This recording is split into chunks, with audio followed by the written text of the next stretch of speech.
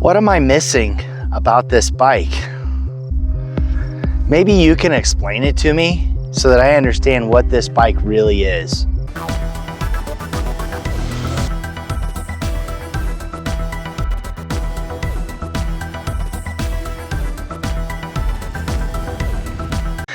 Hey, how's it going? Welcome to my channel. This is my final video I'm going to do with this bike, my 2022 Yamaha Tenere 700 with 5,000 miles. Now, I made a video on this bike, I don't know, it's probably been about 6 months ago, about the reasons I hated this bike. And I got a lot of very strong comments and quite a few emotional comments from people. And it really got me thinking that maybe I just don't understand this bike. And that's why I want to do this, is for you out there that love the Tenere 700, think it's an amazing bike, are a keyboard warrior, or just think I don't know what I'm talking about, to give you that opportunity to explain to me exactly what this bike is. Now, the theme of the comments that were probably the strongest and more pointed at me, I'm gonna go through. There were about 5 of those that are kind of wrapped up. So I'm gonna summarize each of those comments and give you an opportunity to reply to those, explain it to me. And here's a promise I'm gonna make to you. No matter what you say in there, your comment stands on its own. You'll get a thumbs up, maybe a heart from me, but as far as any comments, any responses that may generate additional conversation or some conflict, I'm gonna just keep it civil in this particular video and the comments, because I really don't understand what it is that you all see in this bike, and you'll understand based on the themes of how to explain it to me. So let's get to it. One of the major themes that kept coming up in the comments with some very strong opinions from T7 owners and riders is that this is just a big dirt bike. And I don't understand why you would ride this, a 450-pound motorcycle, as a dirt bike. So if you are riding this and treating it as a dirt bike, why are you riding a 450-pound dirt bike when there are other options available? Like a 690 Enduro, KTM 690 Enduro, which is close to the same horsepower and at least 100 pounds lighter, or a KTM 500 EXC, or any of the other like dedicated dual sport or enduro bikes, or even dirt bikes for that matter. What is it about a 450-pound dirt bike that makes you want to get out and ride it like that? Especially with this bike in its stock form, are you having to do anything with the suspension before you take it out and ride it like a dirt bike? So that is one of the themes that came up that I just don't understand. And I bought this bike as an adventure bike, long distance touring with off-road and camping. So getting the dirt bike comments was confusing to me.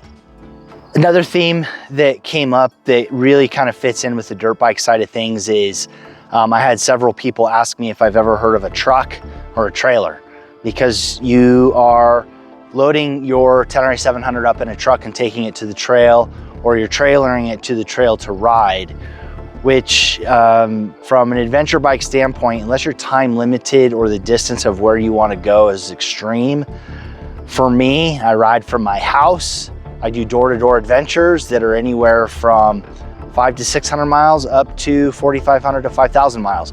So I didn't really understand the comment of trailering it or trucking it. So if you are trucking your bike or trailering it to the trail, why are you doing that? Just let me know in the comments. Another theme that kept emerging over and over and over again is the reliability of this particular motorcycle, but there wasn't any context in compared to what. Now, I can understand if it's compared to the KTM 790 with the issues they've had with their cams, or maybe the 890, but modern motorcycles overall, pretty dang reliable. So I don't know how this sets itself apart from the other bikes, unless maybe it's service intervals. So if reliability is why you've purchased this bike, what is it specifically about this bike having more reliability compared to others? I've tried finding comparisons between reliability of different motorcycles, whether it be Japanese or the European bikes. I'm just not seeing it other than customer comments and what is being seen on there. So that I just don't really understand with modern motorcycles overall being incredibly reliable. And I know the basics of this bike with essentially ABS, and that's the only part of the electronics package. Electronics package on motorcycles have been out for a really long time and they've been refined really well. And it's actually one of the things I never hear failing is traction control systems and the different rider modes. Those all seem to work. So exactly what is it about the reliability or the perception of the reliability of this bike that made you want it? In the video I made about the 5 things I hate about this motorcycle, one of the ending comments was that I don't consider myself to be a highly skilled rider, and highly being the operative word. I am not at the level of an Adam Ryman or a Lyndon Poskett or any of these other basically professional riders. I am an average rider like all of the other average adventure riders. So if we look at what the average adventure rider looks like, that's someone between 45 and 65, typically overweight and not in very good shape. And so the skill level of that particular rider doesn't tend to be very high. And so when I said I am not a highly skilled, I'm putting myself in that category. And with that, I think this bike is a very difficult bike to ride. Now, if you disagree with me, please tell me why you think this bike is as easy to ride as any of the other middleweight adventure bikes, like the KTM 890 Adventure, or the Honda Transalp 750 XL, or the Aprilia Tuareg 660. How is this bike easier to ride, or how does an average rider with average skills do more with this bike than they would with those? That has been a very challenging question for me to answer myself after riding a number of middleweight bikes. And I'll even throw in the BMW F800GS and their 850GS and now the 900GS, or even the Triumph Tiger 900XC. Those bikes are heavy. They're heavier than this, but is riding this gonna make you a better rider than those? I really don't know. So let me know what you think. Do you think that riding this bike, if you have the equivalent skills, you're gonna do more on this than you would on one of those? Let me know in the comments. One of the other very popular themes that came up was the dealer network for Yamaha. Yamaha has dealers everywhere. And there is this perception that because there's dealers everywhere, it's easy to get replacement parts. That's not been my experience. And I think it's equivalent to any other bike out there, whether there's a dealer there or not. Almost every part can be ordered online and shipped to wherever you are. Now, if you're traveling, that makes it a little bit more difficult to get parts. Not impossible, but as an example, all I wanted was the axle nut for this. It's a 27mm axle nut. I wanted a replacement. And when I went into the dealership, it had to be ordered.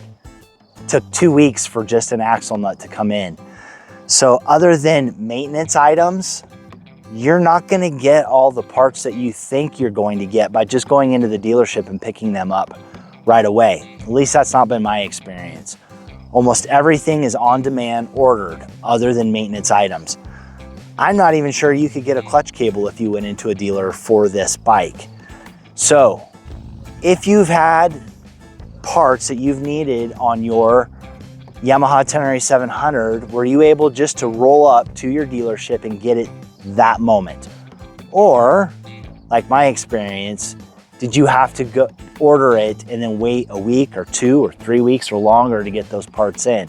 As another example, I will mention that the chain guide for the factory chain guide for this bike, it took 3 months before I got that in. That should be a common part. Thought it would be fairly universal with all these different bikes, but it's not. So let me know what your experience has been. Have you been able to rock up to your dealership and get whatever parts you've needed right there on the spot? Or if you've needed, anything other than maintenance items, did you have to order it? Comment below.